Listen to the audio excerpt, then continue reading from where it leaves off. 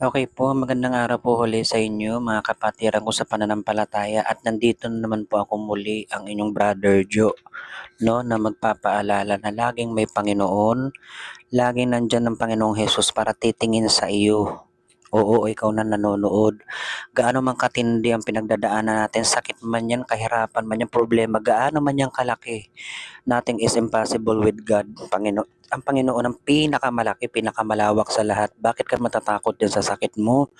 Bakit ka matatakot dyan sa kahirapan mo? Hindi ka lang makakain ng isang araw, akala mo mamamatay ka na. Mali po yung pag-iisip na ganyan mga kapatid. Parang wala kayong pananampalataya sa Panginoon pagka ganyan po ang inyong mindset. Isipin niyo po ang salita ng Diyos. Nasa Bible po na. Nasa Bible po ang salita ng Diyos. Ayan, nasa Bible po ang salita ng Diyos. Wala sa kahit kaninong tao. Makikinig lang po kayo palagi. Makikinig lang po kayo palagi, no? Sa salita ng Diyos.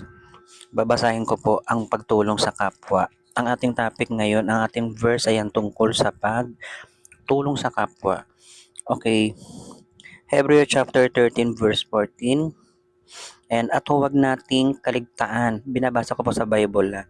At huwag nating kaligtaan ang paggawa ng mabuti at ang pagtulong sa kapwa sapagkat iyan ang alay na kinalulog na ng Diyos. Natutuwa ang Panginoon sa tuwing tayo ay tumutulong sa ating kapwa. No? Yun po ang ating matututunan sa ating verse ngayong hapon na ito. Huwag daw nating kaligtaan ang pagtulong daw sa kapwa. No, mga kaibigan, mga kapatid ko sa pananampalataya. So sana may natutunan kayo sa video na yun. At meron pa akong babasahin, marami pa po.